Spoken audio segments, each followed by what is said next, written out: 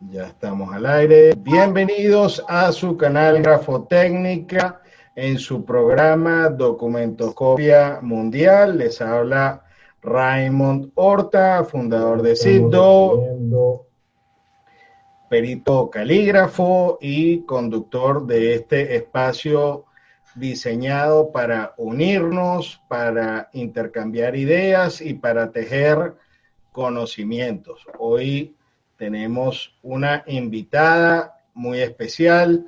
Estamos hablando de Adriana Silioto, psicólogo, perito en grafología y eh, diseñadora e inventora, digámoslo así, de alguna forma, del eGraphing, un software para análisis de gestos gráficos. Bienvenida, Adriana. Las cámaras son tuyas para saludar. ¿Qué tal, Raymond? Bueno, muy agradecida por la invitación y bueno, un honor estar en tu espacio y tratando de compartir simplemente mi experiencia y quizá que a alguien le sirva algún pequeño aporte, como yo me nutro cada viernes con muchos aportes de las personalidades que pasan por aquí. No, para nosotros es el honor y sobre todo, eh, y recordaba yo tengo correos en mi bandeja de tu trabajo como docente, como profesional, desde hace décadas, digamos por lo menos una década, no lo pongamos Una tan largo. década. Sí. Es correcto, es correcto. Ya sabes, aquí no decimos fecha en este programa para que la gente no empiece a sacar cuentas. Exacto, sí, no es Hoy, nada complejo. hoy les recordamos nuestras secciones eh, acostumbradas. Hoy recordamos que hoy sí vamos a hacerle homenaje a Rafael Fernández Ruénes, un perito cubano, hablando por supuesto de latitudes y de peritos, porque este programa se llama Documentoscopia Mundial, porque estamos haciendo contactos en todos los países donde existen peritos en documentos. Hoy le vamos a enviar un saludo muy especial a los peritos de Honduras, peritos con los que tengo una vinculación y un cariño muy especial. Estuve hace algunos años allá impartiendo una actualización de formación a los cuales les enviamos muchísimos saludos. eh, en Tegucigalpa, San Pedro Sula, es un país bellísimo y una gente con una calidad muy, muy especial. Vamos a presentarte, Adriana, porque los temas que nos tienes hoy, y todavía no lo hemos comentado, son interesantísimos. Estamos hablando de materias como grafopatología y el software y software sobre grafismo. Y quiero hacer un comentario antes de hacer tu presentación académica. Yo hace mucho tiempo oí, sobre todo a Otto Rodríguez, que estaba por allí, y sin que sea una ofensa para todos los demás que estudian la disciplina, que la grafología, si está vinculada directamente con la psicología, pues para ser grafólogo hay que ser psicólogo. Entonces tú eres el ejemplo de lo que consideran muchos que es lo ideal para el estudio de la grafología. Tengo entendido, y nos lo vas a comentar ahora, que la grafología es una profesión en Argentina que se estudia como carrera. Es decir, tú tienes la doble cualidad y aparte de tu calidad humana, pues vamos a leer acá, eres licenciada en psicología, acompañante terapéutica, perito grafóloga, profesional asociada a la actividad docente asistencial, división de neurología y hospital de clínica de la Universidad de Buenos Aires, subinvestigadora del Hospital Ramos Mejía, integrante de equipos de investigación en el Hospital de Clínica de la Universidad de Buenos Aires, creadora de grafotecas en el área, talleres de programas de Parkinson, desarrolladora del software de escritura y grafing. Adriana, háblanos un poquito de la grafología en Argentina y por supuesto qué, digamos, ventajas o qué plus te da el también ser psicóloga siendo grafóloga. Bueno, te cuento, la grafología creo que tiene una situación de privilegio en Argentina porque existe la carrera oficial desde 1996. Es una tecnicatura de nivel terciario.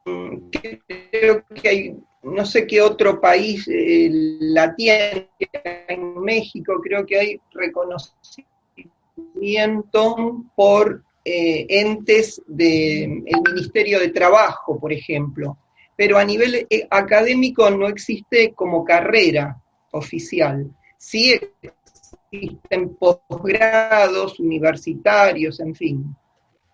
Así que bueno, eso nos pone en una situación especial académicamente, por eso digo, creo que académicamente es de privilegio. Aunque los grafólogos que no tienen título oficial pueden seguir ejerciendo como idóneos, o sea, se da esta dualidad. Bueno, eso por un lado, y respecto a mi carrera de psicóloga, te comento que yo primero me recibí de grafóloga, de perito grafóloga, y luego estudié psicología. Pero bueno, en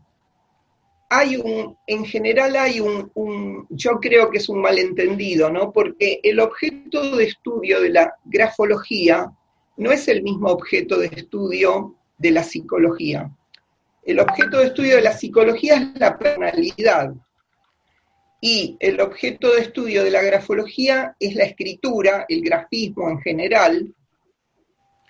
Y una de las proyecciones que recoge la escritura es el aspecto psicológico, pero también proyecta el aspecto neurológico. De hecho, yo, en mi trabajo hospitalario, yo analizo proyecciones neurológicas, y no soy neuróloga, ni lo voy a hacer, ni necesito ser neuróloga para hacer la interpretación de esas proyecciones.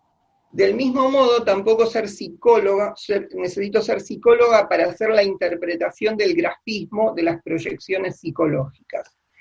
O sea, el objeto de estudio es otro.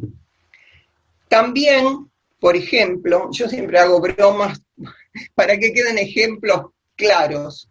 Por ejemplo, vos sabés, Raymond, que la escritura proyecta la temperatura ambiente. Si hace frío o calor, el grafismo se dilata o los trazos oscilan o se achica la dimensión, en fin, el grafismo sufre el impacto del clima o de la temperatura, pero yo no necesito ser meteoróloga.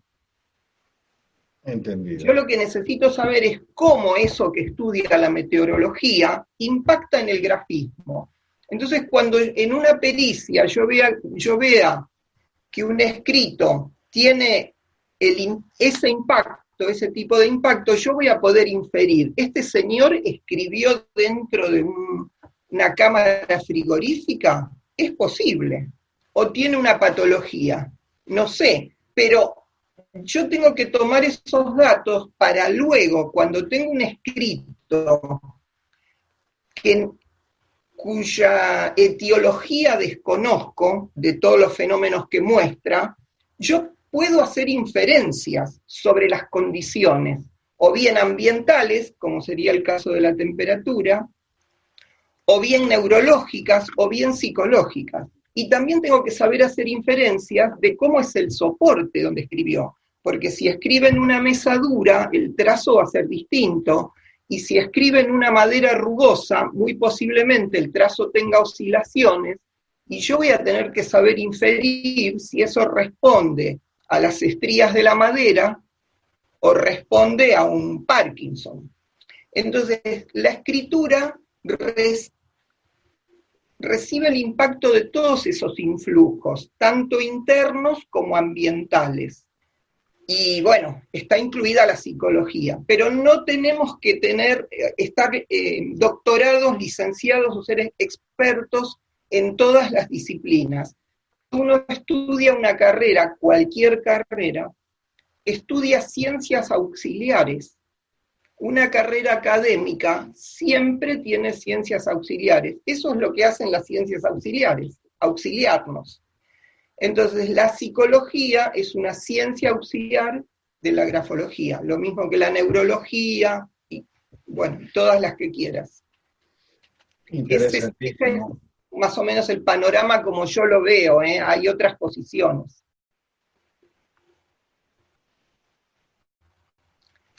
Y no sé si me habías preguntado algo más y me lo estoy olvidando. Quedó congelado. Bueno, voy a intentar, no sé si estamos online, si me están viendo, yo lo veo congelado a Raymond. Ustedes me están viendo a mí, ¿no? Sí, te vemos okay. Y te escuchamos. Ok, entonces mientras Raymond se conecta, voy a tratar de compartir pantalla y empezamos a ver el PowerPoint, así no demoramos, ¿sí? Intento, okay. Veo si lo puedo hacer, ¿no? ¿Ustedes lo ven? ¿Ven el PowerPoint? Sí. Ah, ok. Bueno, okay. Entonces mientras vuelve Raymond, gracias por ayudarme. Nada. Mientras vuelve Raymond, voy a empezar a pasar las diapositivas. Y les voy contando. Les decía cuando Raymond me presentó que mi intención es contarles mi experiencia, porque más allá de la formación académica que todos podemos tener, es importante ver cómo podemos trabajar con esa formación académica. Eso es lo que hace que nuestras profesiones tengan un valor social verdaderamente, ¿no? Así que bueno, les voy contando entonces un poquito de grafopatología, la parte que yo sé y conozco, y la biometría con la que vengo trabajando hace años. Les cuento que a mí me abrió mucho la cabeza, es decir, me abrió mucho la cabeza en este sentido. Leer este libro, que es de Artieres, pido disculpas por la mala pronunciación de los apellidos, ya lo digo de acá para todo porque no soy buena. Este libro es bastante reciente, es de 2016, y se llama Clínica de la Escritura. Digo que me abrió la cabeza, ¿por qué? Porque me hizo ver que hay un montón de autores que tomaban la grafología desde un punto de vista distinto al que está difundido masivamente. Por ejemplo, les cito un nombre, voy a mencionar pequeños hitos, porque hay muchísima gente que trabaja con esto y trabajó. Fíjense ustedes que George ABT, no sé cómo se pronuncia, era un médico que trabajó en 1850, ahí está. I'm back. Te abandoné. Sigue. Ok, Ray. Te abandoné. En 1850 trabajaba en París, no recuerdo ahora en qué hospital era, ¿no? Pero es un médico que empezó a hacer investigación en grafopatología. Y marca un hito, en este libro se lo menciona así, nombra a otros personajes con esta orientación. ¿Por qué? Porque la grafología dejó de ver en esta época, ya en 1850, al caso raro, la escritura del loco, la escritura del asesino serial, la escritura en fin, del personaje raro, del que salía de la norma. ¿Y qué hacían estos médicos? Empezaron a tomar escrituras de todos los pacientes, por ejemplo, para investigar una patología. ¿Y qué descubrieron? Descubrieron, bueno, lo digo así un poco, suena no académico, ¿no? Pero bueno, ¿qué comenzaron a hacer ellos? A tomar las muestras de escritura con un encuadre, es decir, el mismo papel, el mismo útil inscriptor, con el diagnóstico confirmado, con la medicación, sabiendo qué medicación tomaba, para qué la tomaba y a qué hora, y hacer la estadística comparativa con grupos de control. ¿Y por qué digo que me abrió la cabeza? Me abrió la cabeza en este sentido, porque me hizo ver que yo no estaba mal orientada. Por ejemplo, cuando yo era, y todavía me pasa, pero cuando era docente de alumnos que estudiaban la carrera, me decían, a mí me gusta investigar, muchos con inquietudes. Me decían, estoy juntando letras de, por ejemplo, de determinada patología. Y yo digo, no juntes letras, porque no es juntar letras. Las letras tienen que tener un encuadre. Yo no puedo comparar una letra, una escritura del siglo pasado con una de ayer, porque el útil inscriptor es otro, el soporte es otro. Todo cambia, entonces hay que tener un encuadre, hay que tener lo que yo le llamo asepsia grafológica. No estamos acostumbrados a trabajar en un ambiente grafológico aséptico y creemos que cualquier cosa es investigación. Bueno, yo creía que así se tomaba, pero bueno, cuando descubro a estos personajes en estas obras que son relativamente nuevas, me pongo contenta porque veo que hay otra historia de la grafología y que a veces tenemos que verla en la bibliografía que no es la, digamos, la tradicional, la que se difunde, repito, masivamente, ¿no? Y vamos al otro extremo, Robert Saudek, uno de los clásicos maestros tradicionales, y acá les muestro el libro Experimentos con Escritura, que es de 1928, un poquitito más acá venimos, y esto que no lo voy a leer, es que era en una revista de psicoanálisis, un comentario de su libro en una revista de psicoanálisis, por eso se lo muestro, porque siempre lo estamos asociando a la pericia caligráfica. Pero vean ustedes cómo la grafología siempre tuvo una pata en los dos lados, ¿no? Es correcto. ¿Y qué decía Saudek? ¿No? Que había que convertir a la grafología, de una ciencia potencial en una ciencia real mediante un método científico estricto. No había que aceptar doctrinas grafológicas que no puedan probarse mediante experimentos sistemáticos o investigaciones estadísticas. Y decía, en el futuro, la grafología experimental puede ser una de las armas más importantes del psicólogo. ¿Qué pasaba en esa época? Con la revolución industrial habían florecido los aparatos de todo se hacía con aparatos, la psicología experimental avanza y crea muchos aparatos porque los psicólogos eran los que medían la resistencia de los operarios que iban a trabajar a las fábricas.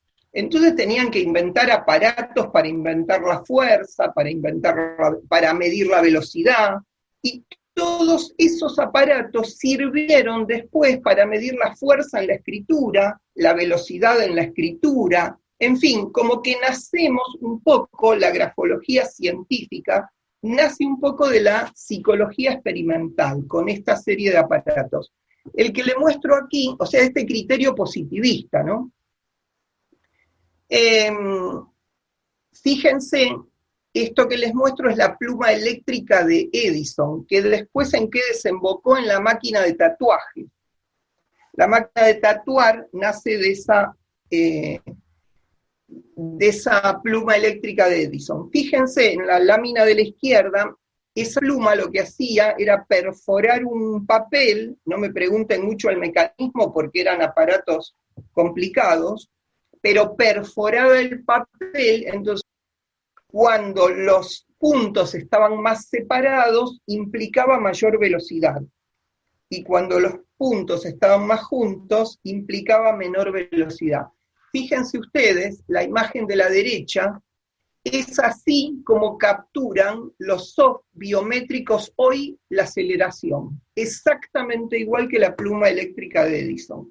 Entonces, les mezclo un poquito los temas, ¿no? Ya vamos a llegar a la biometría actual.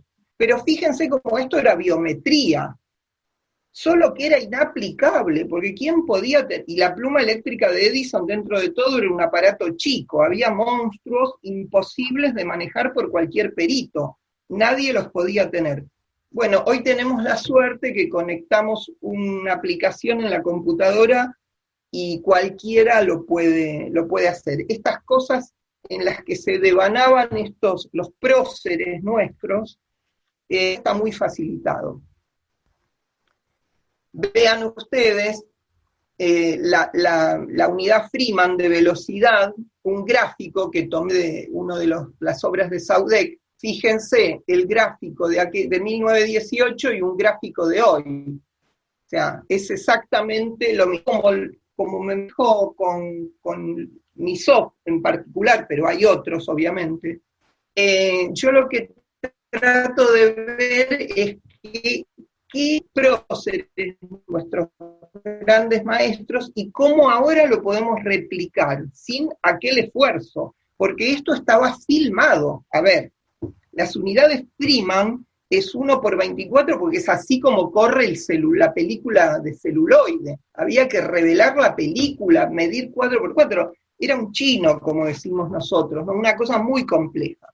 Bueno, ahora no lo es. No lo es, porque eso es complejo para el programador que diseña las aplicaciones, pero no para nosotros los usuarios, ¿no? Bueno, y volviendo un poco a la estadística, hubo escalas, ya llegamos un poquito más avanzado el siglo pasado, escalas de evolución de la escritura, como la de Julián de Ajuriaguerra, que todavía se aplican, son escalas que han tenido muy pequeñas actualizaciones, están vigentes tal cual.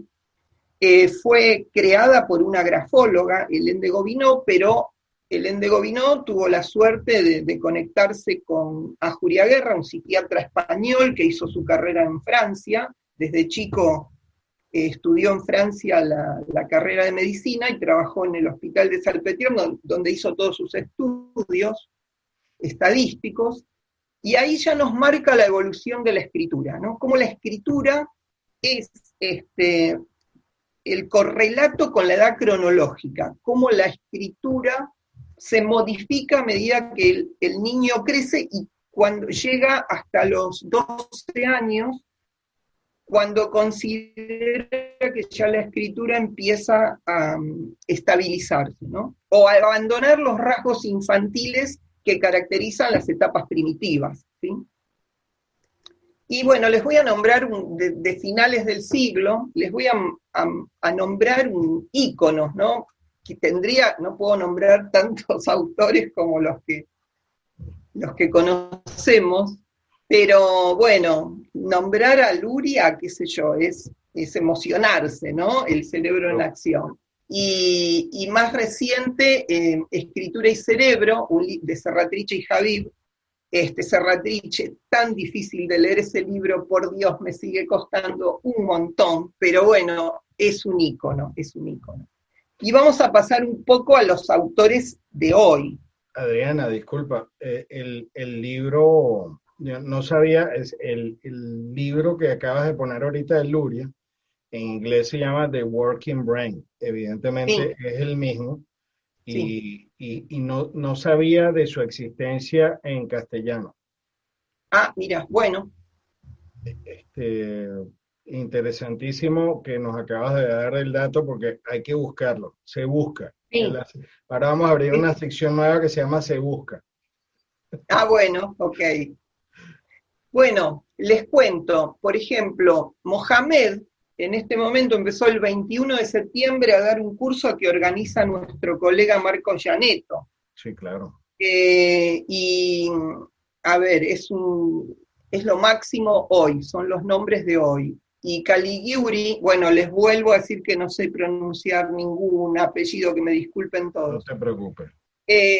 Con la neurociencia de la escritura, o en la escritura, y fíjense ustedes el subtítulo, porque esto es lo interesante, ¿no? Aplicaciones para el análisis forense de documentos. O sea, no es neurociencia de la escritura, es aplicada, es lo que yo les decía al principio. Esto de las ciencias auxiliares son auxiliares en tanto me auxilian en mi trabajo, porque si no, yo puedo ser neuróloga, psicóloga, meteoróloga, pero si yo no sé hacer el contacto resto de esos conocimientos para que me aporten información cuando yo hago una pericia, y bueno, seré una persona muy formada en esas otras ciencias, pero hay que hacer la conexión. Y esto es lo que hacen Mohamed y Caligiuri hoy, que trabajan juntos. Les cuento, el libro de Mohamed, que es del año pasado, yo todavía no lo tengo. Pero les cuento una cosa, los sigo a los dos por sus papers. ¿Qué pasa? Los investigadores no publican un libro por cada investigación que hacen. Caligiuri tiene más de 82, creo que 82 le rastreé ayer hoy, papers, investigaciones científicas sobre escritura. No escribió 82 libros, no va a escribir 82 libros, uno por cada paper, escriben un libro. Pero si ustedes se meten en la Biblioteca Biomédica de Estados Unidos, van a leer a tiempo real cada paper de estos autores. ¿Qué es PubMed? ¿Qué es PubMed? PubMed es el motor de búsqueda de la Biblioteca Nacional de Medicina y de Ciencias de Estados Unidos. ¿Qué pasa con esta biblioteca? Esta biblioteca centraliza todos los papers de todo el mundo en inglés, que es el idioma de la ciencia. Investigaciones que se hacen en Turquía, en cualquier país de África, en cualquier universidad de la India, en Australia, Estados Unidos, Italia, en todo el mundo. Indexado en esta biblioteca, si reúne los requisitos que pide la ciencia. O sea, si la investigación reúne los requisitos de la investigación científica, es indexado en esta biblioteca. Cuando un médico va a hacer una nueva innovación, un médico, un psicólogo, un terapista ocupacional, un grafólogo, tiene que entrar a esta biblioteca y hacer el primer paso de toda investigación, que es la revisión. ¿Revisión qué es? Lo que otros han investigado sobre ese tema, porque si no, hay cosas que cuando decimos investigar creemos que estamos encerrados investigando en nuestras casas. Y no es así. Lo decía Oscar el viernes pasado, que decía que muchos colegas se guardan lo que investigan. Y bueno, eso es lo anticientífico. ¿Por qué?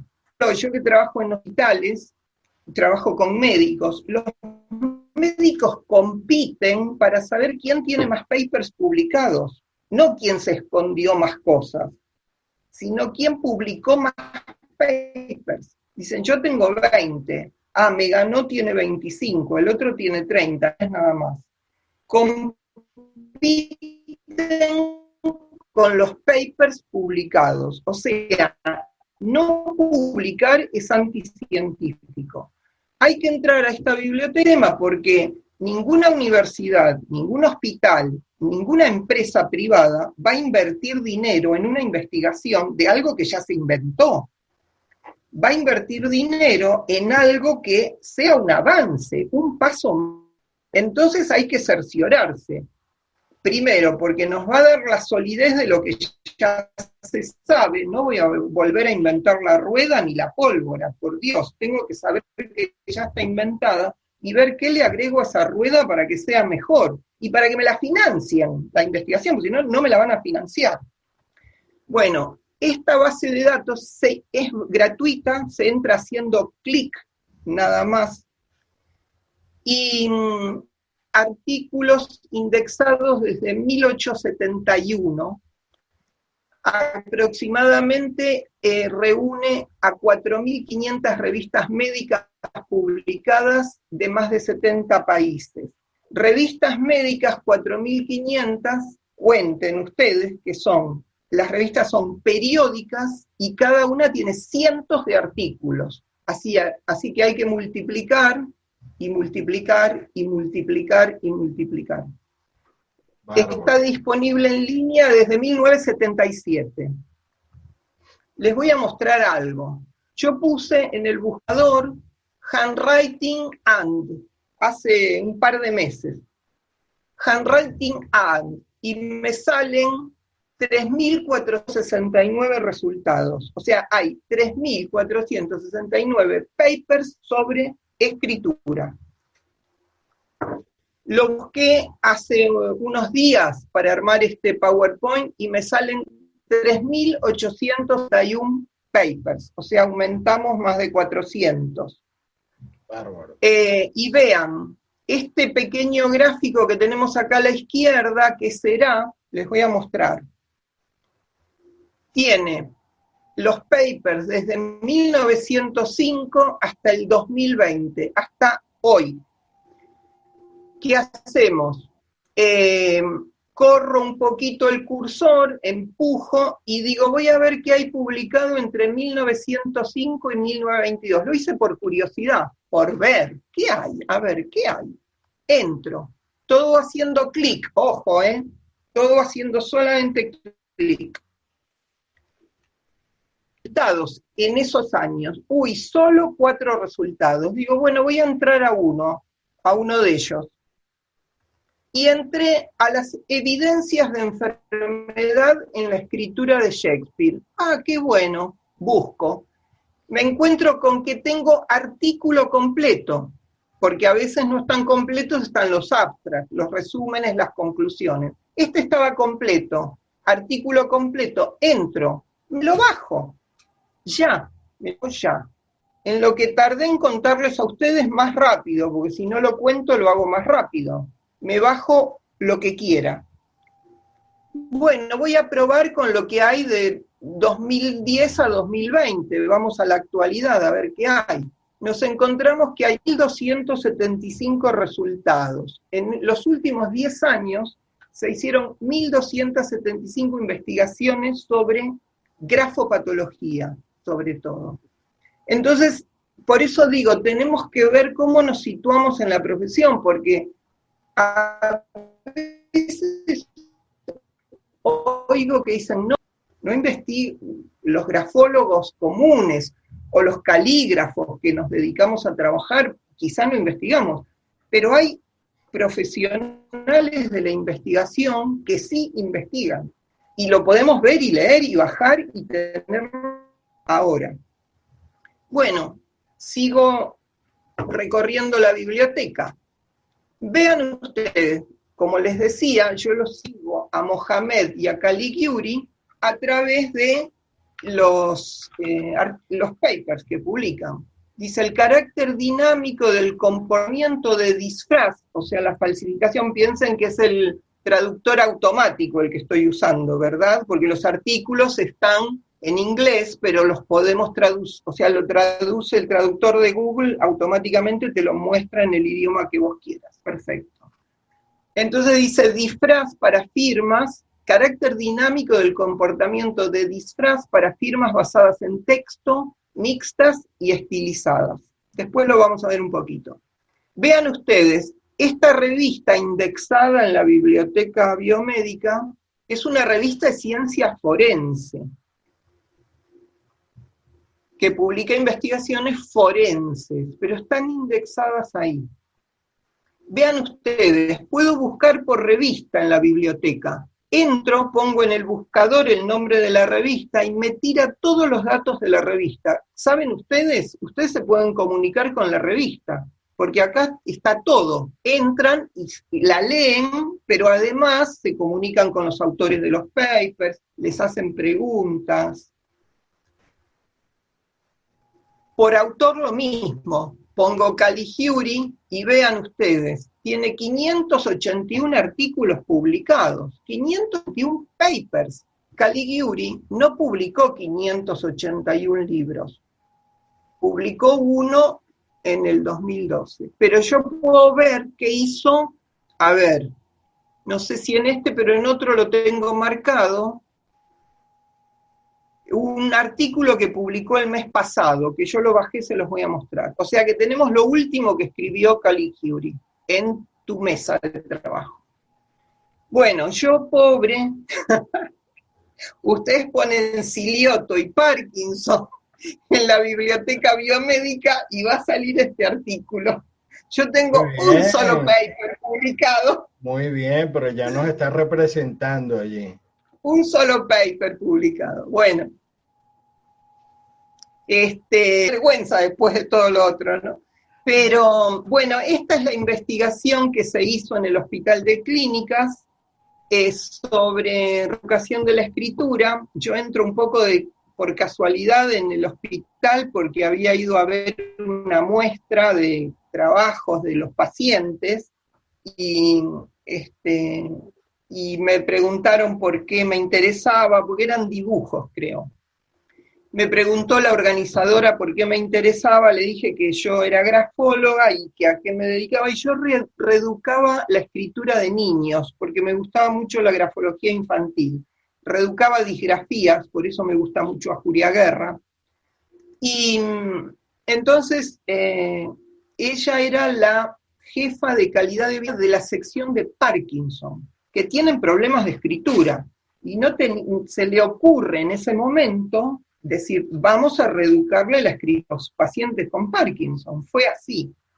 Digo, bueno, un momento, digo, yo de eso no sé nada, yo sé de disgrafía infantil, me tengo que poner a leer. Bueno, tardaron o sea, tenían un poco de dudas, porque en ese momento una grafóloga, viste, siempre a veces se duda en ámbitos académicos. Bueno, terminó entrando. El jefe, como yo no quise hacer un taller de reeducación sin conocer el tema, me pongo a trabajar junto al Higginson, con él en el consultorio al lado le encantó la tableta biométrica, de captura biométrica. Yo usaba en ese momento la de Vicente Macías, le encantó que yo tomara muestras biométricas, eso era 2005. Me pasaba a los pacientes, y bueno, hice una experiencia fabulosa un año, y al cabo de un año digo, bueno, yo creo que armé un mes leyendo. Bueno, me dijo, tenés que entrar a la biblioteca a leerte todo lo que hay sobre Parkinson. Eso hice, y no había en ese momento reeducación, estudios sobre reeducación, pero yo a partir de las publicaciones sobre el comportamiento de la escritura y los experimentos que se hacían, fui ideando una serie de técnicas. Las puse en marcha, empíricamente se observaba que daba resultados. Entonces la universidad, como es universidad escuela, UBA, decide medir los resultados. Y los resultados dieron bien en varias variables. Y bueno, se publica en una revista médica de Corea. La revista indexaba los artículos y bueno, así ingresa a la biblioteca biomédica. Bueno. Felicitaciones, qué orgullo. Bueno, muchas gracias. Fue una experiencia linda, bueno, y por suerte, como sigo trabajando en el Hospital de Clínicas, se publicaron el año pasado en el Congreso de Neurología argentino, que se hizo en el mes de octubre o noviembre.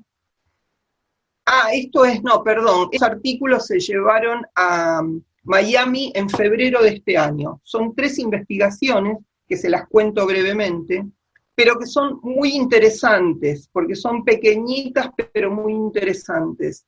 De la variabilidad en la frecuencia de la micrografía, sí aporta detalles, pero sobre micrografía hay mucho investigado. Entonces no es la que más me gustó hacer. Pero esta sí. Fíjense que la titularon, porque yo trabajo con el equipo de neurólogos, obviamente, ¿no? Ellos diagnostican al paciente, le talas para ver en qué estadio están, el grado de alteración que tienen, y yo hago toda la parte grafológica. Adriana, necesito hacer un break para que no se nos queden las secciones. Perfecto. Como aquí viene, cuando uno ve gráficos y ve trazos, se emociona. Vamos a hacer rápidamente la mención de la sección de...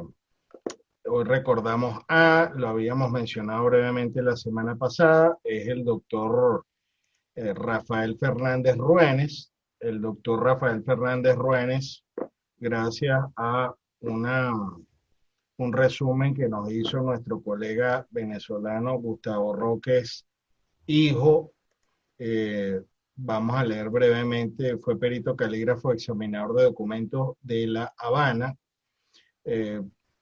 Fue fotógrafo especializado, tuvo a su cargo la reproducción de documentos y fotos para la mejor conservación de originales del Museo Fragua Martiana. Se relacionó estrechamente y tengo entendido, y así lo han nombrado, fue amigo personal de Albert Osborne y asistió al primer congreso de la ASQDE. Fue amigo de Matilde Ras, muy nombrada por Luis Gonzalo Velázquez en España. Fue amigo de José El Piquia, hijo, que es el papá de Mauro, de nuestro compañero de Cibdo, y abuelo de la hija, por supuesto, de nuestro compañero.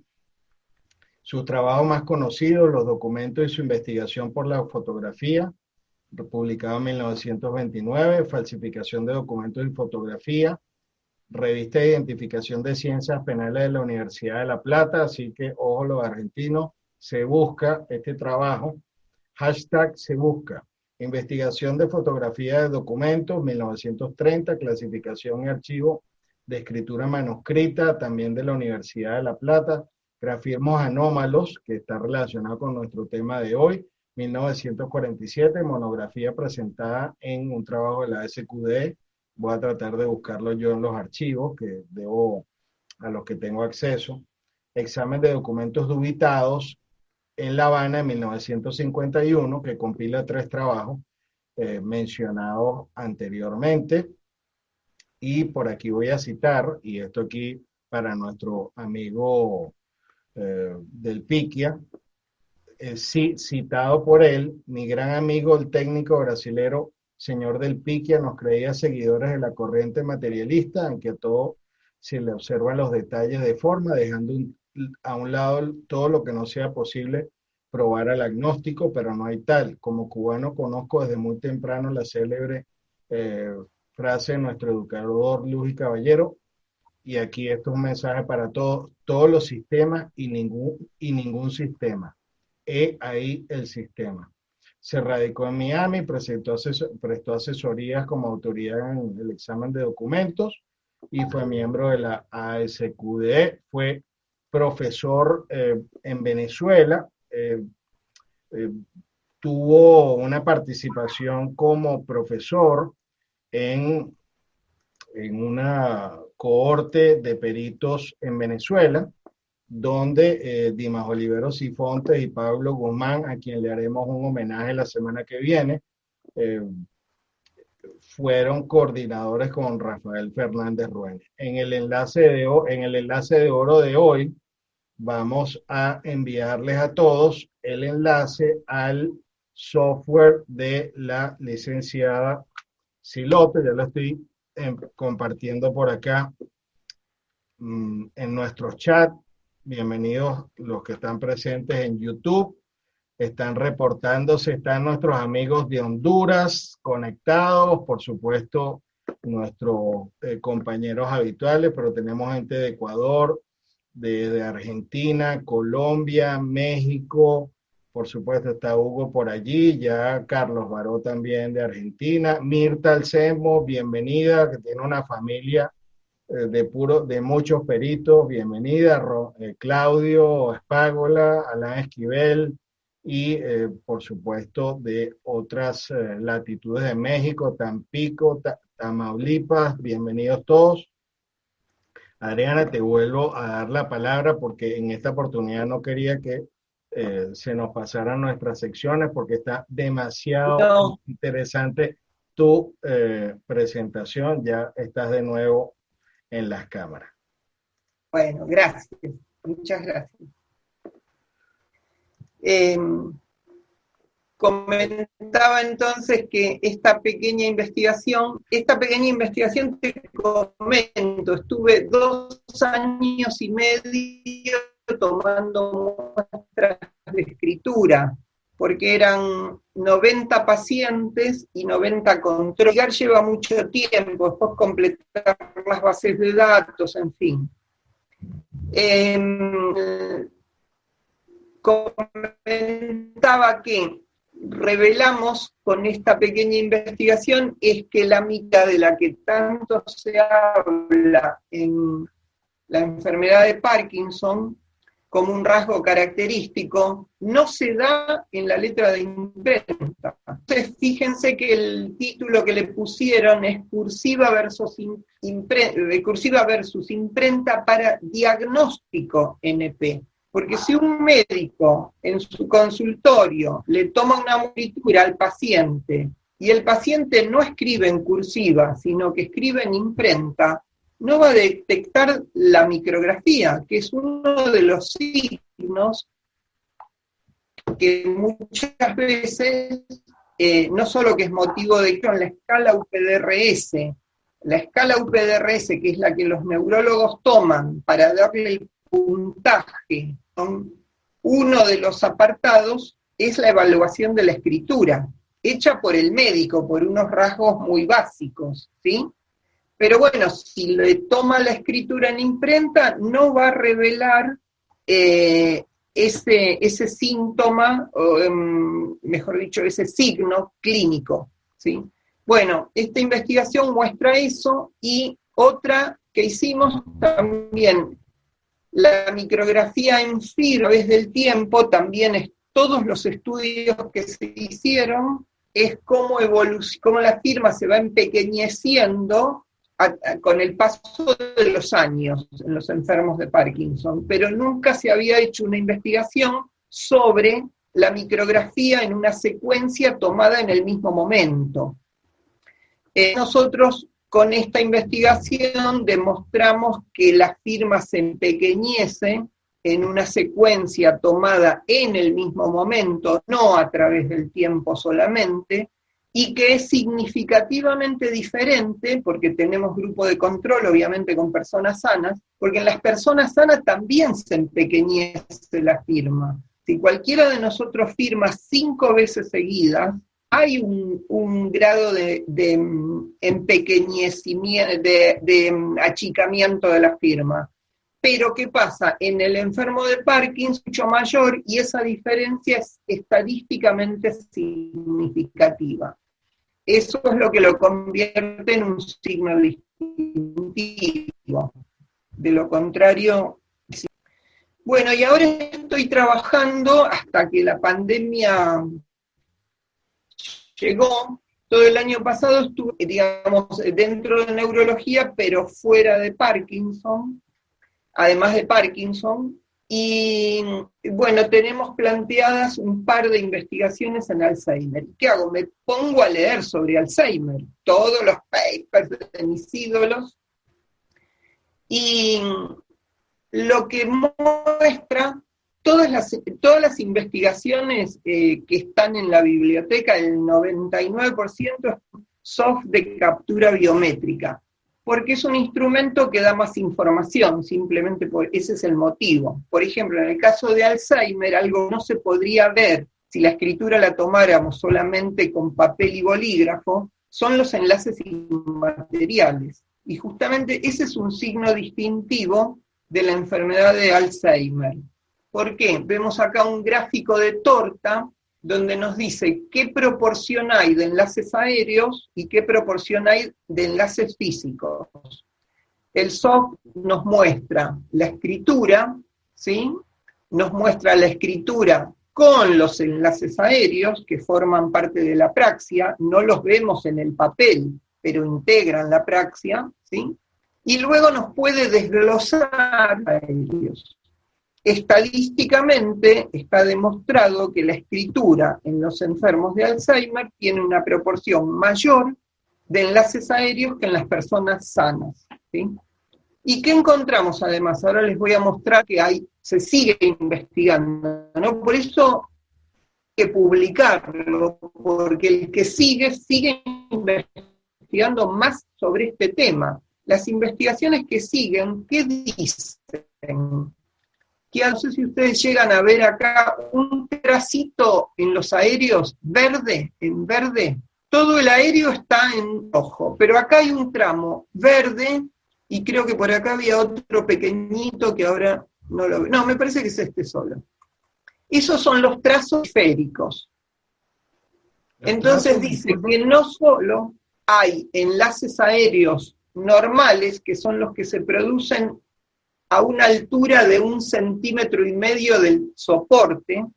O sea, cuando nosotros escribimos normalmente y levantamos la mano, lo normal es hacerlo dentro de un rango de 1,5 centímetros. Obviamente, el soft no lo captura, porque no hace magia. La lectura es hasta 1,5 centímetros. Cuando se va de ese rango, ¿qué hace el soft?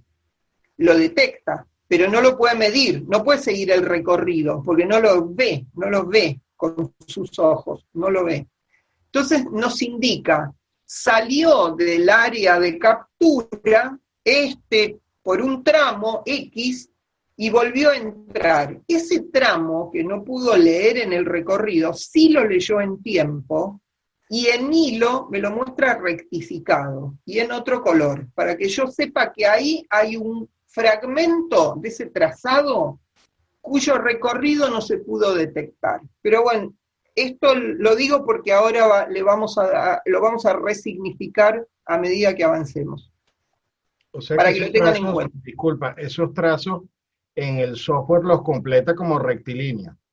Exacto. Y en otro color para que los detectes. Bueno, interesantísimo, porque cualquiera que no conoce tu software, yo hubiera dicho, mira, aquí son trazos rectos.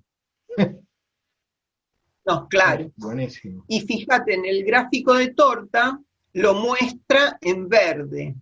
Solo que nosotros sabemos que esto está distorsionado, porque este verde marcó la entrada y la salida, pero en el medio no sabemos cuánto estuvo ahí en el aire recorriendo, ¿sí? Pero lo importante es que lo detecta. Excelente. Bueno, acá tenemos un caso de Alzheimer, ahí ven que está esta frase en la tableta, pero es ininteligible. Es legible porque las letras se podrían leer, se lee solo una palabra, aroma, ¿sí? Un trazo bastante fluido, pero es ininteligible. Letra ilegible sería esta, que parece que quiso hacer una E, pero las otras más o menos se pueden reconocer. La frase era, respiro el dulce aroma de las flores, y lo único que pudo escribir es aroma. Bueno, vemos acá, cuando vemos los aéreos, era una demencia tóxica, fíjense la cantidad de enlaces aéreos, y fíjense acá los rectificados, los periféricos, ¿sí? Como vemos todo el tiempo que salía de ese rango de normalidad de la altura, de la distancia, ¿no? Bueno, acá lo tenemos graficado, ¿no? Hasta 1,5 centímetros, acá es la zona de escritura, ¿no? Los trazos físicos, los que se apoyan en los trazos aéreos, que se grafican en rojo, y cuando salimos del área, vamos a los periféricos, que están por encima de 1,5 centímetros, y los muestra en verde. Y esta demencia tóxica que les mostré, fíjense que tenía mayor, tal como dicen las investigaciones, lo vemos en la proporción de aéreos, ¿sí? Y los verdes, los periféricos, también tienen su lugar. Yo estoy impresionado, Adriana, con la cantidad de movimientos aéreos. Sí. Que no tienen nada que ver con el momento de apoyo del instrumento en el soporte. Exacto. Es decir, yo estoy sumamente impactado porque todo lo que sucedió entre el levantamiento y un nuevo apoyo fue impresionante en la cantidad de temblores y de no control que tenía la persona en la... Exacto. Imposible de hacer una inferencia a partir de los trazos físicos. Imposible inferirlo a ese nivel. Imposible. Qué impresionante. Bueno, entonces sigo leyendo, encuentro una investigación de otros autores, que no son los que venía citando, pero vean ustedes, dice que, y esto es importantísimo para nosotros y para los peritos calígrafos, muy importante, dice que el texto en la enfermedad de Alzheimer, más los periféricos,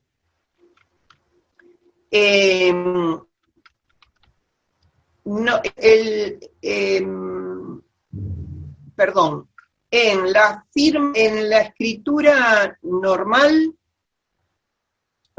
y los periféricos son mayores que en la escritura normal. Pero sin embargo, en la firma con enfermedad de Alzheimer, lo que se detectan son periféricos. Lo que distingue es la existencia de periféricos. ¿Sí? No, perdón, me estoy equivocando. Es igual, el signo igual lo puse porque es igual a los controles. Perdón, me equivoqué. En la firma con Alzheimer es igual que los controles sanos. Pero en la firma falsa, los periféricos se multiplican por 3. ¿Por qué? Porque el identificador programa, y cuando programa, lo hacen los aéreos. Entonces, esta investigación la correlacionaron con firmas falsas y encontraron que pasaba este fenómeno. Esto se publicó, se indexó en la biblioteca biomédica, ¿no? Pero la publicación está en una revista que se llama Computación Cognitiva. Entonces nosotros podemos enterarnos que hay publicaciones específicas sobre estos temas. Entramos ahí, vamos a encontrar mucho más de esto. Bueno, cuando vi esto, como yo estuve todo el año pasado trabajando con Alzheimer, más o menos vi unos 40 pacientes, digo, bueno, porque yo, ¿qué hago? Corroboro lo que leo, lo que puedo, cuando tengo muestras, entro a corroborar con lo mío. Y es verdad, las firmas con Alzheimer, la mayoría no tiene trazos periféricos, si lo comparamos con los controles sanos. Son parecidas en cuanto a cantidad de periféricos, me refiero, ¿eh? La mayoría en firma no tiene periféricos. Los que tienen periféricos son las firmas falsificadas. O sea, fíjense cómo en un testamento hológrafo, si estuviera capturado con tableta, si la firma, el testamento hubiera sido con una captura biométrica, tendríamos algo muy interesante para utilizar en nuestra pericia, en una pericia caligráfica. Vean ustedes, acá justamente también veo una firma falsificada que yo tengo, entro a mirar mis archivos y a buscar, y vean ustedes que la firma indubitada tiene aéreos, pero no tiene periféricos. En cambio, la firma dubitada, que sí era falsa, tiene periféricos. ¿Pero qué puse yo? No puse los hilos, porque yo quería ver en tiempo cuánto medían los periféricos, pero en tiempo, no en hilo. Porque el hilo ya vimos que distorsiona, porque el hilo no mide la trayectoria de ese hilo, lo rectifica, pero el tiempo sí es fidedigno. El tiempo que estuvo en el aire sí es fidedigno. Entonces, ese dato sí se puede utilizar y es confiable absolutamente. Los hilos no. El hilo me da el dato, pero no tengo el dato numérico exacto.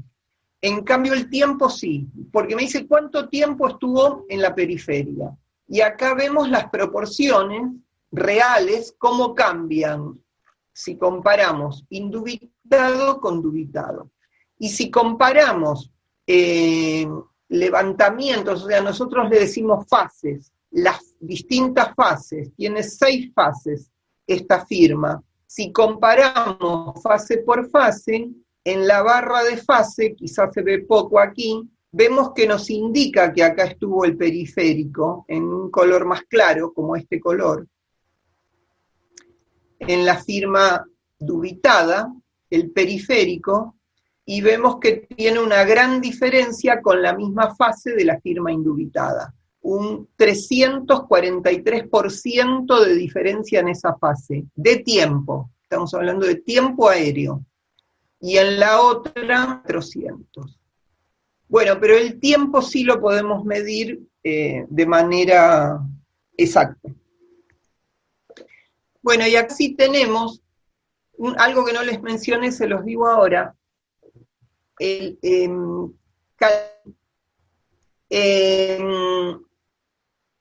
es médico, pero como es experto en escritura,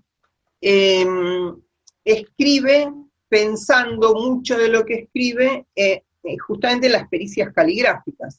Vean que esto está publicado en Ciencia Forense, en la revista Ciencia Forense, ¿sí? Uh-huh. ¿Y qué dice? Que la dinámica de la firma en la enfermedad de Alzheimer no se distingue de los controles sanos, ¿sí? Y deja al final de este paper un mensaje para peritos que dice que los cambios cognitivo-motores que acompañan a la demencia tienen un impacto mínimo en la firma, que es lo que veníamos viendo de los investigadores anteriores. O sea, él sigue investigando, por eso volvemos al inicio, ¿no? Que las investigaciones se publican porque los investigadores siguen avanzando. Entonces, dice esto, que no se detectan en la firma, que quizá la menor demanda cognitiva que tiene la firma respecto del texto, porque es un comportamiento sobreaprendido, o sea, hace una inferencia, porque el Alzheimer se ve en el texto y no se ve en la firma. ¿Por qué? Lo explica. Porque tiene una menor demanda cognitiva la firma. La firma está automatizada. Y vean ustedes, agrego algo, el Alzheimer afecta más lo cortical y los automatismos se registran en los bulbos de la base.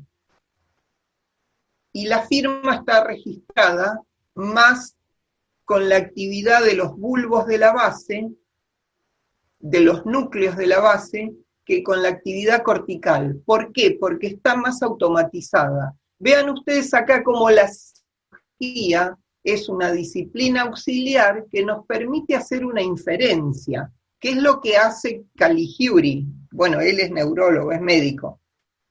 O sea, dice, ¿por qué en la escritura se ve el impacto del Alzheimer y por qué no se ve en la firma? Tanto, cuando el Alzheimer está muy avanzado, sí se ve en todo. Y lo explica, porque la firma está automatizada y el texto no, menor grado de automatización. Bueno.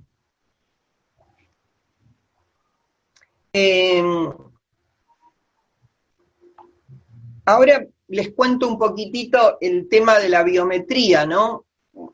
Algo obvio que todos sabemos, que bios significa vida y metrón, medida, ¿no? La biometría, ¿qué es? Es la aplicación del cálculo matemático y métodos estadísticos para estudiar los fenómenos biológicos, rasgos conductuales, enfocado a verificar la identidad. Fíjense, esto es muy importante, los rasgos conductuales, porque la conducta no es un fenómeno biológico.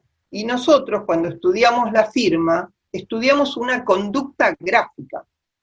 En realidad, cuando analizamos escritura, siempre hacemos biometría, porque medimos la dimensión, medimos la inclinación, siempre medimos la conducta. Solo que ahora, como estos soft miden variables que antes no se veían, o sea, variables que no se ven en el papel, como la velocidad, salvo por otros rasgos, indicadores que nos permiten inferir la velocidad. La velocidad en sí no la vemos.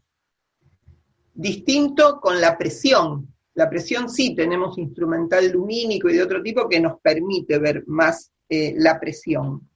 Pero en realidad la firma biométrica, como se da en llamar ahora, siempre es biométrica. La escritura, siempre que analizamos una escritura, esté hecha en papel, en una tablilla de arcilla, en un pergamino o donde sea, siempre estamos estudiando la proyección de nuestra biología en un soporte. Lo que no estudiamos es la biología directa, sino la biología proyectada.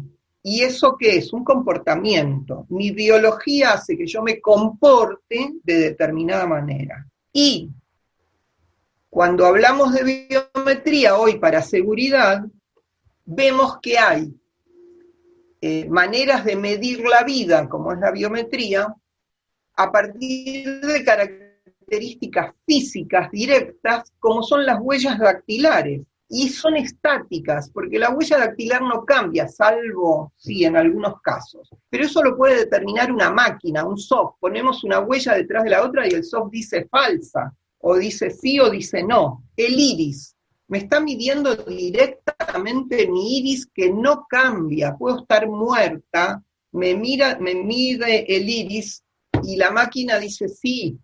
Los patrones faciales igual, que haya habido un accidente que me destruyó algún hueso, me cambió el patrón, pero no cambia, lo dice una máquina. Pero ¿qué pasa? Con la firma no hay una máquina que diga eso, porque el comportamiento es dinámico. Siempre el perito va a ser el que tiene que determinar si es el sí o el no, lo va a decir el perito, no lo puede decir una máquina, porque las firmas son variables, todas. Las auténticas también todas son variables entre sí. Tenemos la firma, el paso, el tecleo, son comportamientos dinámicos. Adriana. Y la voz es mixta, sí. No, que respecto al tecleo, leía yo un libro sobre la Segunda Guerra Mundial, que a través de la cadencia en la secuencia del código de la manera de transmitir el código Morse, se podían segmentar quiénes eran los autores de esas transmisiones. Por eso el tema del tecleo y el comportamiento dinámico, específicamente con el tecleo, tiene su referencia histórica. Sí, qué genial, no lo sabía eso. Sí, cuando pueda te envío el enlace. Muy bueno. Bueno, te muestro un poco cómo funciona un soft. Yo muestro el mío porque es el que más conozco, el que tengo, pero siempre digo que hay otros, y yo digamos, me gusta mi soft porque es mi desarrollo y porque lo voy puliendo en virtud de las necesidades que, ya te digo, eran necesidades que yo fui cubriendo con este soft, agregándole funciones a partir de mi trabajo en los tales, que es de cotejo, porque yo cotejo cómo está el paciente hoy, antes de una operación y después de una operación, antes de tomar una medicación, después de tomar una medicación, hoy y dentro de 6 meses cuando hay un control, hoy con un tratamiento y después de 6 meses de tratamiento, en fin, eso es lo que yo hago. Por ejemplo, pruebas de placebo, el paciente antes del placebo y después del placebo. Un test de temblor esencial, el paciente antes de tomar alcohol y después de tomar alcohol. Bueno, en fin, entonces yo hago cotejo, no hago perfil de personalidad, no hago proyecciones psicológicas en los hospitales, ¿sí? Hago proyecciones neurológicas. Bueno, les contaba que les muestro que muchas funciones les fui agregando después por este contacto, intercambio con peritos, amigos, como por ejemplo Liliana Soria, que usa e-graphing en las pericias caligráficas en la Policía de Santiago del Estero, hace 4 años, ahora también lo está usando en tribunales de Málaga, y bueno, Gabriel Hernández también tiene el SOC, en fin, y con otros peritos que me van haciendo devolución y me ayudan a mejorar. Y lo que leo también de los grandes maestros, me está dando cada vez más la curiosidad por la pericia caligráfica, que me parece buenísima. Si fuera más joven, la estudiaría también. Bueno, para que podamos cumplir con los requisitos de adecuación cuando se toma un cuerpo de escritura, se puede seleccionar el color de la pantalla, ¿no? Dentro de un abanico, si queremos comparar con un documento firmado en otro color, bueno, se puede seleccionar el color, se puede incorporar un documento como para repetir el ambiente en que se realizó la indubitada, si es una línea, un texto, un recuadro, en fin. Podemos cargar, el software puede cargar como imagen el fondo que nosotros querramos utilizar. Por acá están reportando y bueno, yo le agregué... Disculpa, están reportando el uso por acá en Ecuador también y en otros países. Ah, sí, hay varios peritos que lo están usando. Sí. En la página web aprovecho para hacer un llamado, aprovecho tu espacio, Raymond, para hacer un llamado a todos ellos. Es nuestro. Y voy a inaugurar en la página web de eGraphing una sección con la experiencia de los usuarios. Así que los que me quieran mandar los casos o lo que quieran, y lo vamos subiendo a la página web porque pienso que es una manera también de, digamos, de difundir el uso de la biometría, pero a su vez de mostrar el trabajo de los peritos, que es tan importante, ¿no? Ya saben. Bueno, sí. Te decía que le agregué la pantalla negra como opción, porque, no sé si ustedes recuerdan, y todavía hay lugares donde yo hoy firmo con tabletas que no permiten la aferencia visual. Es decir, es una pantalla que no muestra el trazo. Y yo he hecho hasta mi DNI con esas pantallas.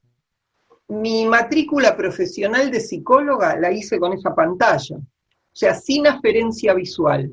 Y mi firma es la misma.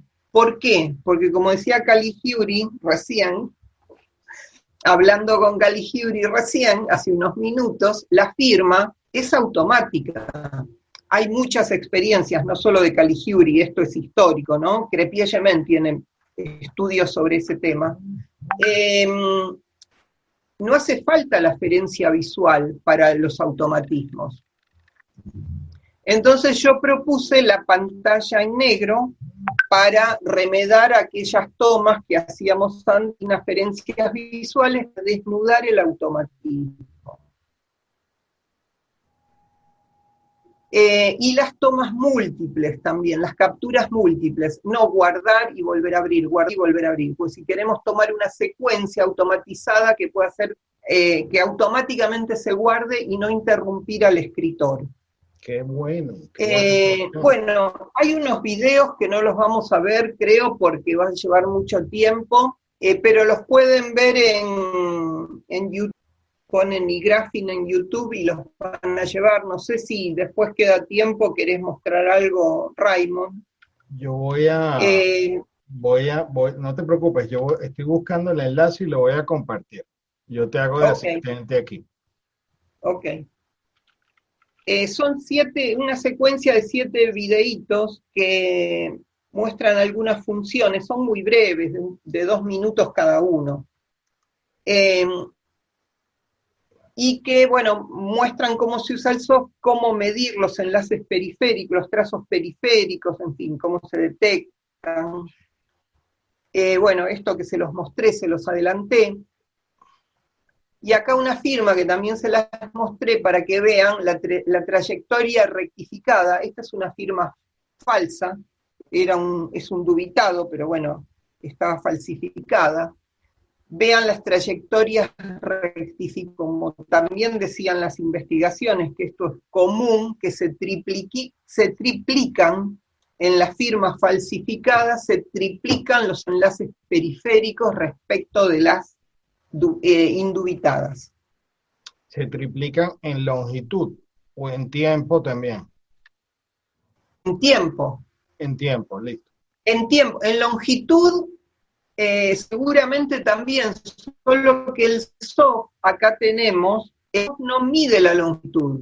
El SOF, la longitud, como salió de su rango de medición, rectifica. O sea, quizás yo estuve haciendo 1000 bucles, pero el SOF no lo pudo leer, entonces rectifica.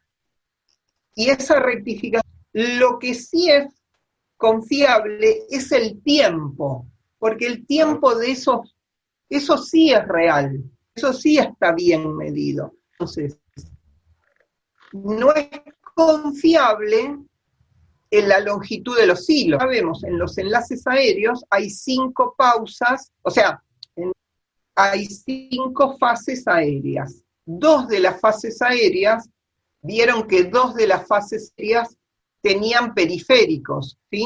Acá lo vemos en gráfico de barras. Una fase aérea, la segunda y la quinta, tienen un periférico cada uno, pero rectificado, ¿verdad? Entonces, este porcentaje que me da el gráfico de torta me lo detecta, pero me dice el porcentaje del rectificado. No es confiable esa medición, no es real, ¿sí? Pero si yo voy al tiempo, sí. El tiempo que estuvo en el aire, la mano, sí es real. Y acá el porcentaje es real. Entonces estuvo el hilo periférico, ocupa un 10% de la praxia total. ¿Sí? Los hilos físicos, con el tiempo aéreo un 40,5 y el tiempo el 10%, ¿sí? Qué interesante. Ahora lo vamos a comparar el indubitado con el dubitado, que el que estuvimos viendo era este, ¿sí? Habíamos dicho físico 49%, tiempo aéreo 40%, y tiempo periférico, por ciento. Esto es real, no está simplificado, este es el tiempo. Pero vamos al indubitado, vean que no tuvo periféricos, ¿sí? El tiempo físico es el 81% y el tiempo aéreo el 18%, ¿sí? Bueno, y acá tenemos la comparación fase por fase. Si queremos ver cada una de las fases, lo podemos comparar fase por fase. Bueno, ¿qué pasa con los gestos tipo, que son la estrella de las pericias en muchos casos, ¿no? Bueno, la velocidad da mucho, el tiempo y la velocidad da mucho dato, pero el gesto tipo sigue siendo la estrella. Son difíciles de omitir para el falsificador y difíciles de imitar, ¿no?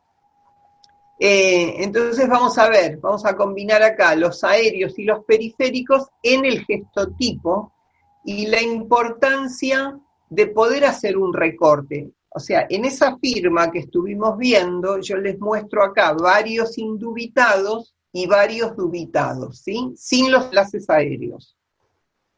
Desglosamos y ponemos solo lo físico. Y acá hice un recorte de una unión entre el punto de la I y la letra T en los indubitados y en los dubitados. Vean ustedes cómo la trayectoria aérea es tan diferente. La trayectoria física no es tanto como la aérea en los gestos tipo. Fíjense ustedes si le hiciéramos hacer esto con la pantalla negra. Qué divertido. Sería genial. Esto no fue pantalla negra. Entonces, bueno, esto es lo que vamos a recortar, este sector. Este sector. Hice el recorte. Lo que ustedes van a ver en los videos es cómo se hace el recorte. Es una pequeña cirugía muy fácil de hacer. Entonces, ¿qué hago? Me apoyo en el último botón físico hasta el siguiente para tomar solo el enlace aéreo. Y luego puedo comparar los dos gestos tipo como si fueran dos firmas completas, pero yo secciono la parte que yo quiero, ¿sí? Esto es el gráfico de velocidad. En el gráfico de hilo de velocidad también nos muestra, vemos acá, perdí el cursor de vista, ahí acá lo tengo. En el gráfico de hilos nos muestra el periférico con un trazo punteado para que lo detectemos, ¿sí? Acá está el periférico, ¿sí? En el gráfico de hilos de velocidad lo vemos punteado. Y acá vemos, así como comparamos las dos firmas con el gráfico de torta, ahora comparamos los dos recortes, los dos gestos, solo los gestos tipo. Y vamos a ver que pasa lo mismo que pasaba con la firma en general. Vemos que el indubitado tiene un 10% de aéreo,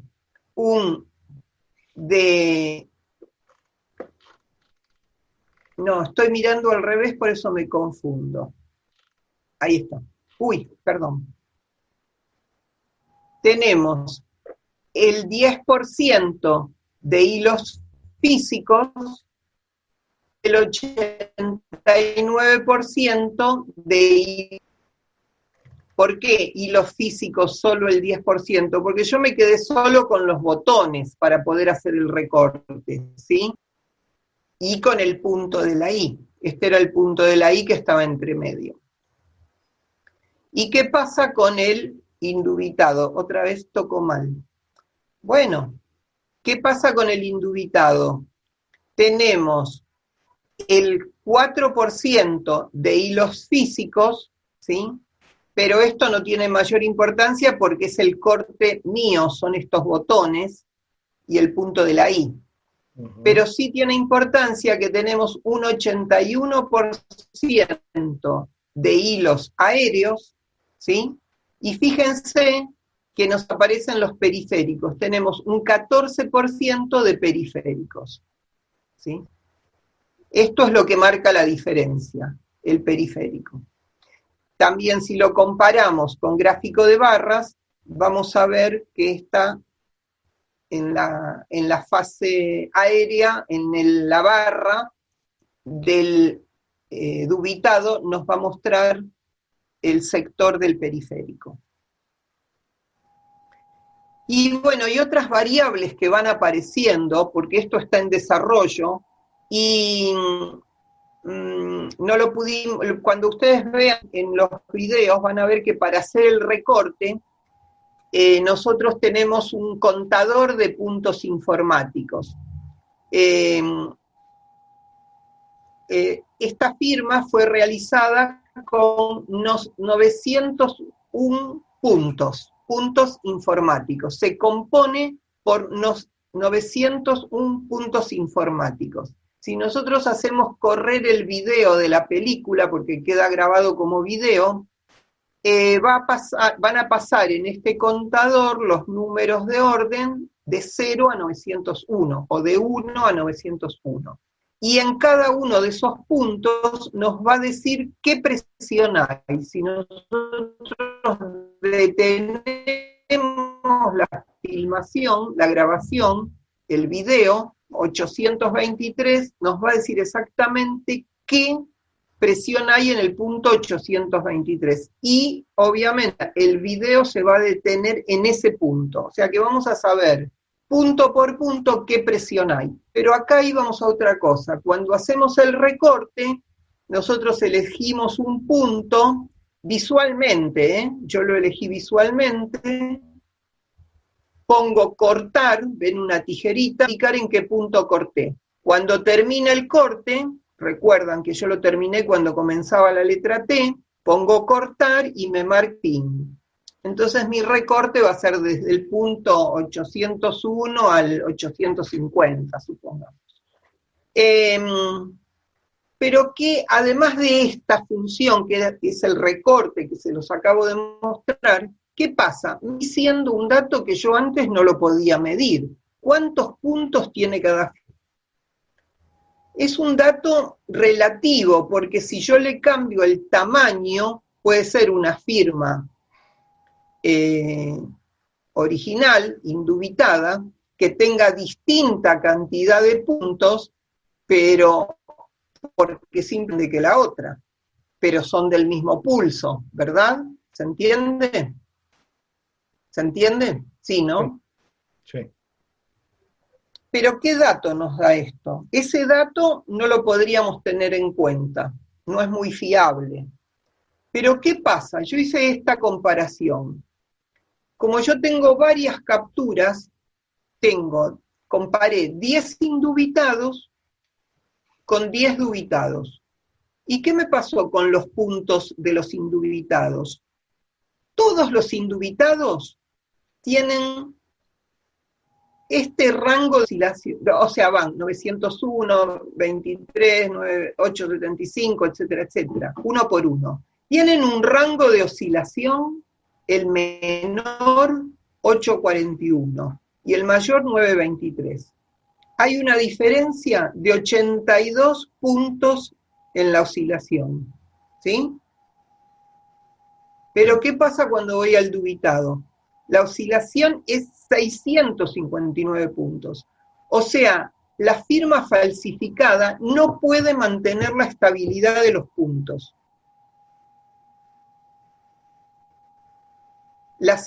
Y esto tiene la explicación en lo que venimos viendo, en los enlaces inmateriales, cómo programa, los periféricos, se queda pensando entre una fase y la otra. Esto hace que la inestabilidad de los puntos sea mucho más grande, ese rango de oscilación de los puntos. Y además, hay otra cosa que podemos observar. Fíjense ustedes que más o menos hasta la novena firma tiene muchos puntos, pero ¿qué pasa? Va decreciendo, se va estabilizando, se va perfeccionando. Los enlaces aéreos se van achicando, entonces me va dando al final una cantidad de puntos bastante parecida a la firma indubitada, ¿sí? Pero acá tenemos el rango oscilatorio de los puntos informáticos que, bueno, es para seguir investigando y seguir agregando información.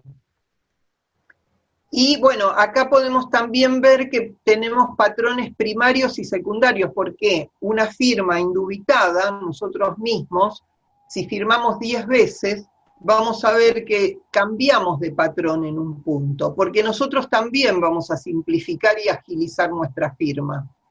Así como habíamos visto el grupo de control de Parkinson, que la firma se iba achicando en la serie de 5, ¿sí?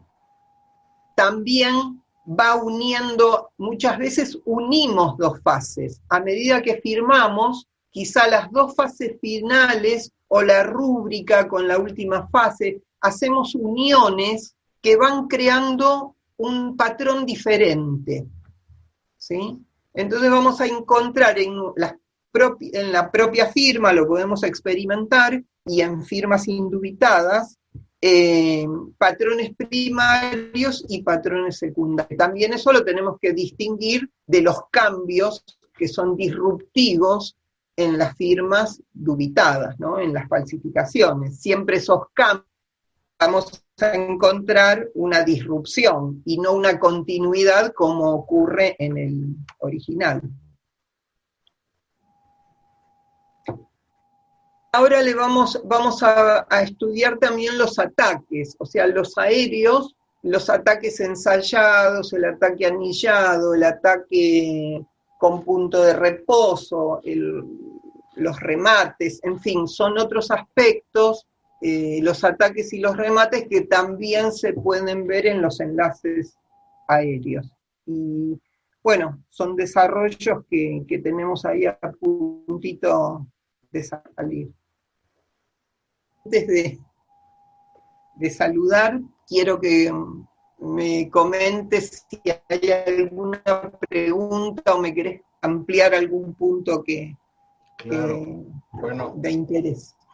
antes que nada, lo que quiero comentar es que en lo particular creo, sí, por favor deja de compartir pantalla, Adriana, para Bueno, que a veces nos ha pasado que se quede allí. Mira, felicitarte primero por tus dos publicaciones en esa base de datos, lo cual es un orgullo latinoamericano, ya te lo había dicho. Lo segundo es el grado de desarrollo al que has llevado tu software, el cual te confieso ha cambiado el día de hoy mis esquemas y mi perspectiva, porque ahora tenemos una herramienta que nos permite ver algo que antes no veíamos, es como una especie de rayos X, el tiempo, los levantamientos, exacto. el trazado, lo cual ahora, si algún día está en mis manos el introducir una legislación para la toma de muestras de escritura, yo prometo delante aquí de todos ustedes que eso hay que implementarlo de manera, la toma de muestras de escrituras tiene que ir al nivel de, de tu software y mucho más allá. Ahora que está la firma electrónica avanzada, que ya está aceptada en Europa como válida, pues tu herramienta se hace indispensable y más bien la regulación tendría que ir hacia allá, hacia buscar a que se tomen en cuenta todos estos movimientos aéreos. Una reflexión en ese sentido, los movimientos aéreos de hace mucho tiempo y sin haberte oído yo los llamaba así, y muchas veces existe una evidente continuidad entre el levantamiento de un punto y el inicio de otro, y hay una, digamos, de alguna manera uno puede imaginarse sin tener la herramienta eso, pero digamos que lo que hemos aprendido hoy en temas de tiempo, en temas de lo que no vemos, yo pienso que no tiene precio. Y de verdad te felicito y estamos muy honrados de haber contado con tu participación el día de hoy. Si hay preguntas desde hace algún rato, algunas voy a leer primero a las de Zoom. María Jesús Villamón, otra de nuestras queridas ponentes previas a ti, que también es grafólogo, hace una pregunta y era, pero sobre todo al inicio de la sesión, cuando se tomaron firmas, habían tomado medicación y me imagino que los protocolos generales que han considerado como más, dice, ¿qué protocolos generales ha considerado como más importantes y qué software está utilizando para construir los aéreos? Bueno, ya el software ya sabemos que es el eGraphing, ya lo voy a compartir, pero las dos primeras preguntas era si habían tomado medicación y protocolos generales en la toma de muestras sería la primera pregunta. Sí, en el caso no habían, sí, perdón, habían tomado medicación. En Parkinson se dice on y off. On es cuando están con el efecto de la medicación y off sin el efecto de la medicación, porque tienen altibajos a lo largo del día. Entonces, en Parkinson puntualmente es muy importante saber en qué momento tomó la medicación. Es más, la encuesta, la UPDR, que es la encuesta que toman los neurólogos, la toman consignando justamente si está con los efectos de la medicación o no, porque si no también el puntaje les da diferente. Entonces sí, eso está en el encuadre en Parkinson puntualmente. Ahora, cuando hagamos la investigación en Alzheimer, no, porque el tratamiento no incide momentáneamente en la escritura. O sea, los tratamientos tienen una estabilidad e inciden en el largo plazo, pero no en el momento. En Parkinson sí, inciden en el momento, entonces hay que tenerlo muy en cuenta. Y otra pregunta era, el encuadre general me dijiste. No, era el protocolo, o sea, era, pero creo que está Bueno, contestado. El protocolo de firmas era que las 5 firmas las tiene que hacer sin interrupción, porque el enfermo de Parkinson, cuando interrumpe una milésima de segundo, reenergiza, y si reenergiza aumenta la dimensión. Entonces hay que estar muy atento que la secuencia la hagan sin la mínima interrupción. Si interrumpe hay que repetirla.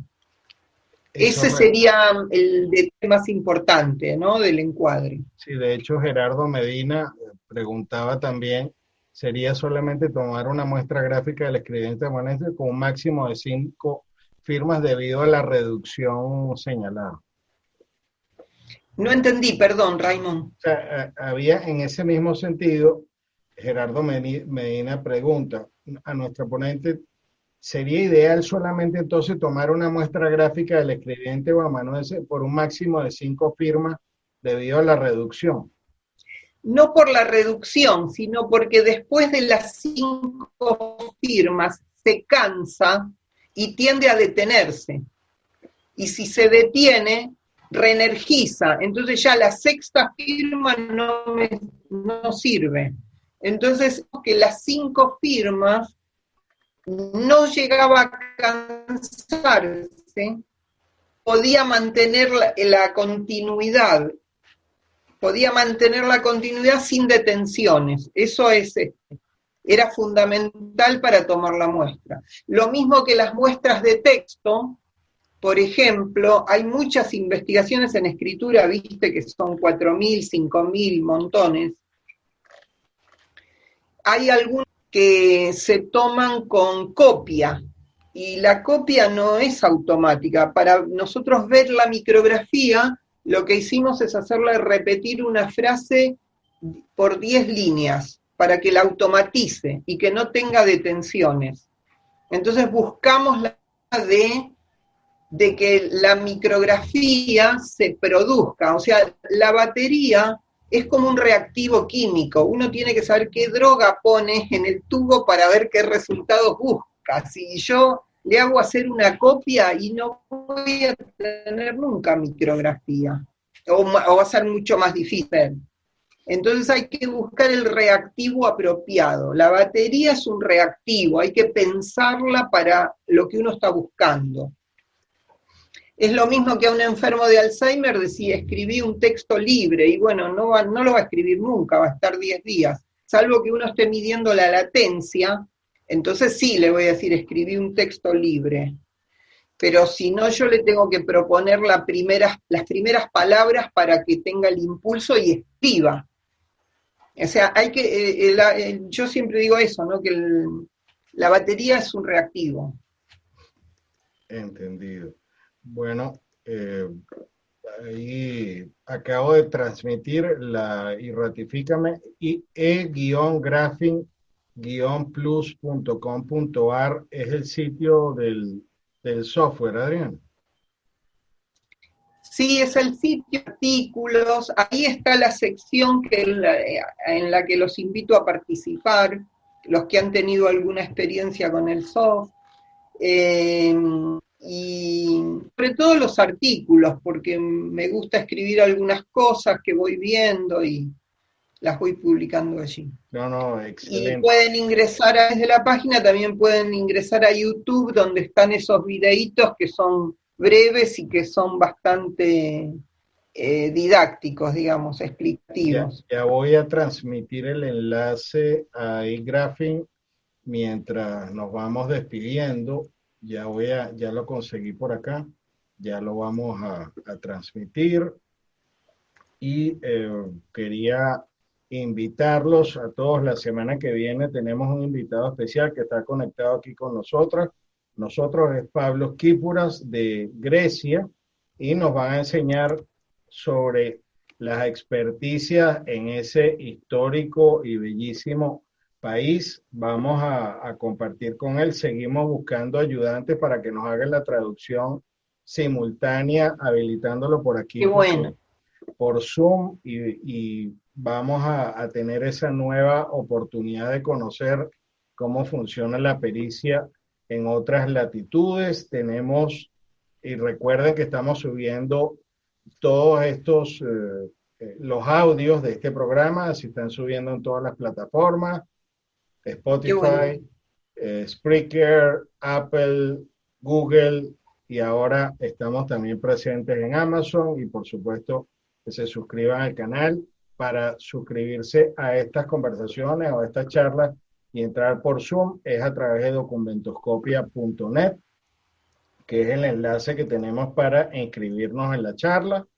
Y por supuesto, luego pueden ver los programas a través de youtube.com/grafotécnica. Adriana, yo voy a hacer algo contigo, como lo he venido haciendo con los otros ponentes, que si fueran unos superhéroes, yo a ti te voy a asignar no un logotipo, sino te voy a asignar dos. Primero, te voy a asignar el de la bibliotecóloga por ese compartir que has tenido con nosotros de este sitio de información científica, y además ahora nos has impulsado a todos a querer estar allí publicados, y nos has enseñado otra cosa importante que ha tenido que ver con Linton y con Caliguri, que es que tal vez no sea necesario tener que llegar a escribir un libro, sino que tal vez con pequeños trabajos podemos ir haciendo aportes todos, como tú lo has venido haciendo. Y por supuesto, aparte del libro en tu logotipo, te vamos a poner una tablet en tu logotipo de superheroína de la pericia caligráfica. O sea que tú te llevas son mis dos dos medallas. amores. Mis dos amores. No, La informática y los libros. Vale. La informática son mis dos amores. No, pero fíjense que lo que es interesante, todo lo que estamos viendo esto, que Adriana se apoyó en informáticos para lograr todo esto, y nos está enseñando a todos nosotros que sin ser nuestra disciplina, sin ser nuestra área, nos podemos apoyar en otras áreas. Y entonces, por supuesto, te voy a dejar para que te despidas. Siempre pedimos un consejo a los sabios, a todos los que han venido pasando por este programa, para que te despidas de nosotros y nos des un consejo final. Bueno, gracias, no, lo de sabios no, por supuesto. Voy a citar a los sabios que vine citando. Y Caliguri justamente escribe para peritos todas sus investigaciones siendo médico y haciendo investigaciones en grafopatología para peritos calígrafos. Él tomó esa orientación, esa decisión, o una de los hechos que lo impulsaron, es la trilogía Daubert, creo que se llama. Quizá vos sabés de qué se trata, claro. Raymond. Claro. Bueno, Daubert fue un caso... ¿Cómo? Perdón. Sí, que fue un caso muy famoso, el que hemos hablado. Ah, bueno. No, entonces, a raíz de ese caso... Sí, eran 3 casos y el tercero era Daubert, y a partir de ese caso, que no era caligráfico, no, era una nena que había nacido con malformaciones por una droga que había tomado la mamá durante el embarazo. Y se arma una gran polémica en Estados Unidos, cambiaron leyes, a raíz de que las pericias se basaban, no lo conozco muy en profundidad, es el concepto simplemente, seguro vos, Raymond, me lo podrías explicar profundamente, pero la idea es que todo el problema pericial y todo lo que llevó a un replanteo del tema pericial en los Estados Unidos es porque cómo había comunicado el laboratorio el riesgo que había en la toma de ese medicamento, o sea, qué porcentaje de riesgo había cuando una persona tomaba ese medicamento, porque de eso dependía del problema que tuvo la criatura que nació con malformaciones. Entonces todo se deriva en cómo fue la demostración del laboratorio y sus publicaciones, y cómo después usaban eso los peritos dilucidar esa causa. Y Entonces, que dice que las causas, que la conclusión es que las leyes que se modificaron son para sumar exigencia a los peritos. Es decir, lo que se sostiene en una pericia tiene que ser demostrado. Y no puede ser demostrado diciendo que uno forma parte científica. ¿Por qué? Porque uno puede pagar una cuota en una asociación y forma parte de la comunidad científica. Tengo un carnet, es una demostración científica de lo que yo digo es así. Y otra cosa que también me llamó la atención y me gustó cuando lo leí, es que no se puede decir que ese es un conocimiento establecido, porque puede estar establecido y ser equivocado. Hay uno de los autores que leí decía, se puede decir que tal problema se resuelve consultando con la borra de café, y quizá eso está establecido, bueno, pero no es científico. Entonces las pericias tienen que tener fundamentación científica. Y lo que hace Caligiuri y Mohamed con él, es siempre pensando en eso. Eso que él investiga es para fundamentar las pericias. Y por eso te decía también al principio cuando hablábamos lo de las ciencias auxiliares.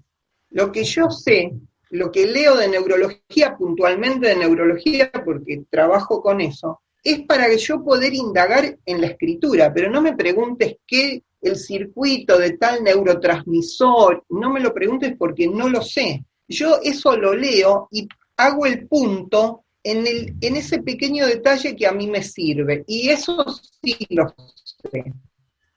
Pero no soy neuróloga. Entonces, las ciencias auxiliares nos tienen que servir para fundamentarnos como grafólogos, o sea, como calígrafos. Nos caben las generales de la ley a los dos. Bueno, el mensaje es ese, y creo que más o menos todo lo que vine diciendo iba en ese sentido, en que seamos más científicos, que publiquemos, y que publiquemos porque escondiendo lo que investigamos no sirve a nadie, ni al que lo investigó le sirve, ¿no? Y bueno, y ser cada vez más exigentes con nuestra profesión. Qué bueno. Sí. Gracias.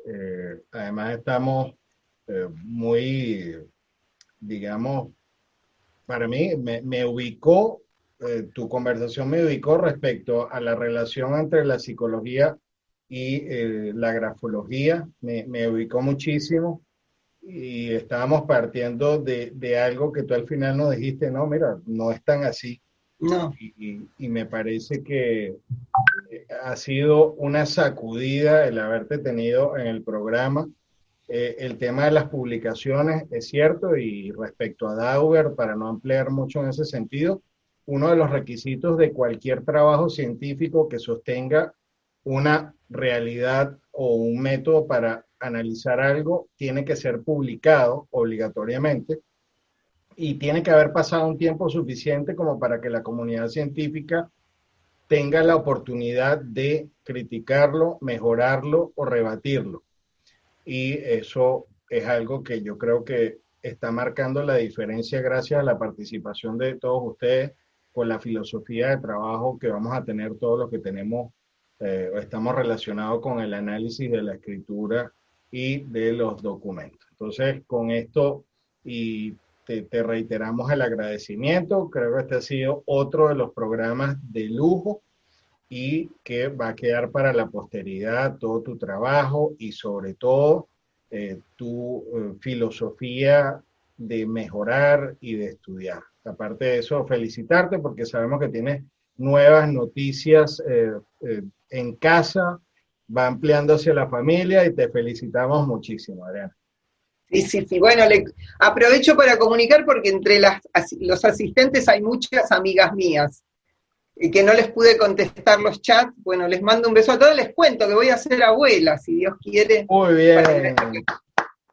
Excelente. Sí. Crece la familia. Crece la familia. Amigos, nos despedimos, los esperamos la semana que viene, por favor no falten. donde vamos a tener este nuevo invitado o este invitado especial, Pablo Quípuras.